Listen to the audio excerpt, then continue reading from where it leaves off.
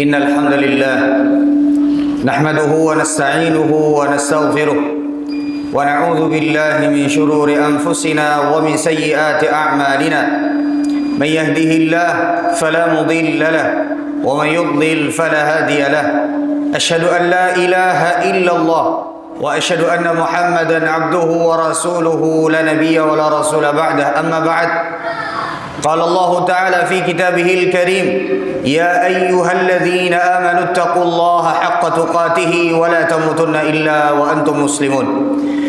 Ma'asyiral muslimin, jamaah sidang Jumat rahimani wa rahimakumullah jami'an. Dalam kesempatan kali ini, marilah kita sama-sama mewasiatkan kepada diri kita untuk agar senantiasa meningkatkan ketakwaan kepada Allah, baik dalam kesendirian ataupun di tengah keramaian. Ma'asyiral muslimin, jamaah Jumat rahimani wa rahimakumullah jami'an. Di antara kaidah di dalam seorang hamba menjalani kehidupannya saat dia berhadapan dengan ujian, baik itu adalah ujian berlimpahnya rezeki ataupun ujian sempitnya rezeki, ada kaidah yang disebutkan oleh para ulama, yang dengan kaidah ini kita berharap kita bisa melewati baik ujian itu bentuknya adalah dengan sempitnya rezeki ataupun dengan luasnya rezeki. Karena baik sempit atau luas rezeki, kedua-duanya adalah bentuk ujian dari Allah Subhanahu wa taala kepada seorang hamba. Ada hamba Allah Subhanahu wa taala yang diuji dengan sempitnya rezeki, dia berhasil melewatinya. Namun apabila diuji oleh Allah Subhanahu wa taala dengan lapangnya rezekinya, justru dia gagal. Ada hamba Allah Subhanahu wa taala yang tidak berhasil diuji dengan sempitnya rezeki, tapi berhasil diuji apabila dilapangkan rezekinya. Dan Allah Subhanahu wa taala Maha mengetahui yang terbaik bagi hambanya. Maka ada beberapa kaidah yang disebutkan oleh para ulama dalam menghadapi baik ujian sempitnya rezeki ataupun juga dengan lapangnya rezeki. Yang pertama adalah apapun yang terjadi di dalam perjalanan kita mencari rezeki, mencari nafkah, jangan pernah mencoba untuk mencari dari cara yang haram.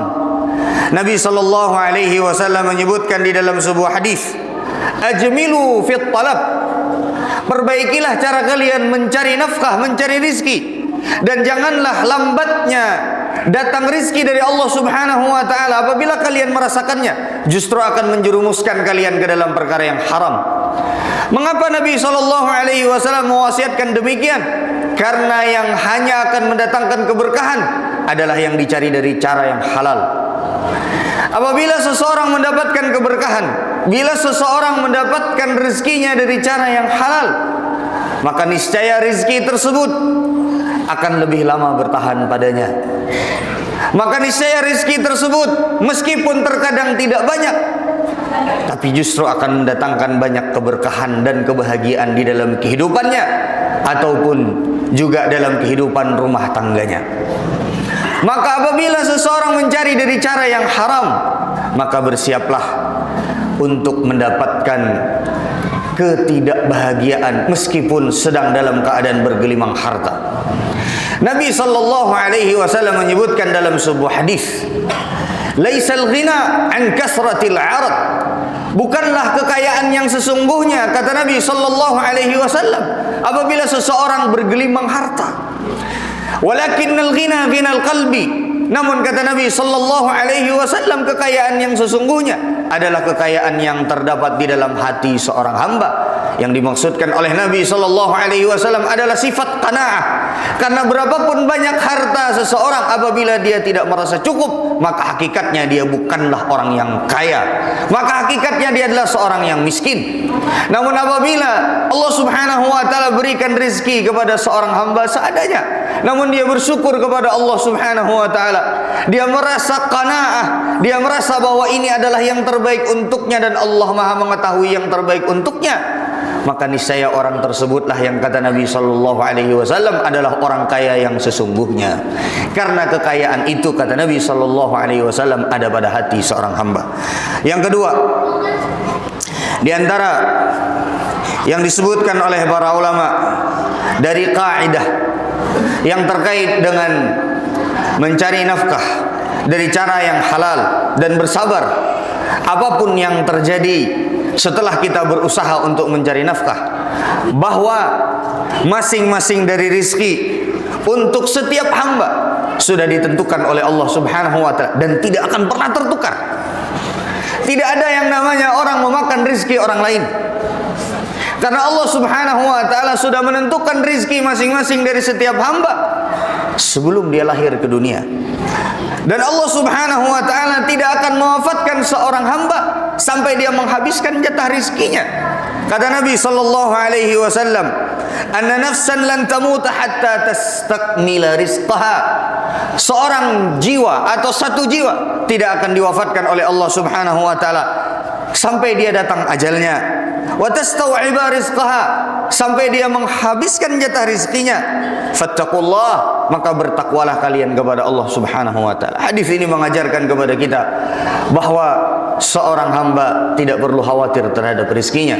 Dia hanya bisa mencari, berusaha, berdoa, bertawakal kepada Allah Subhanahu wa ta'ala. Sisanya Allah Subhanahu wa ta'ala yang menentukannya, karena Allah Subhanahu wa ta'ala maha memberi rizki dan Allah maha mengetahui mana yang terbaik untuk hambanya.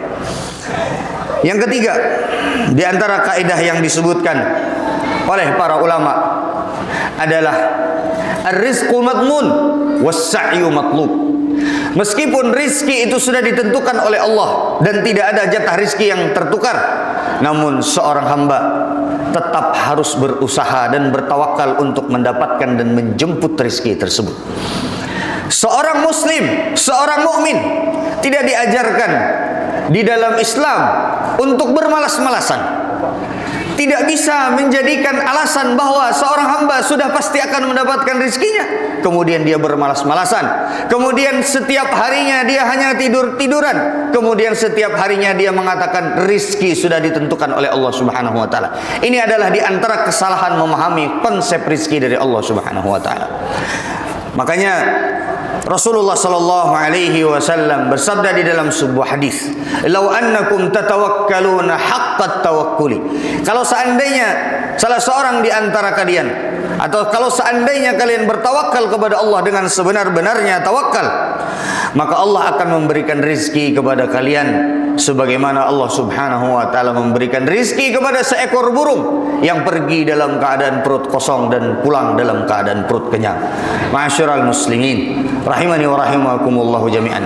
Ini adalah di antara kaidah yang disebutkan oleh para ulama terkait dengan bagaimana agar supaya kita bisa melewati apapun bentuk ujiannya, baik itu adalah ujian kelapangan rizki ataupun ujian kesempitan rizki.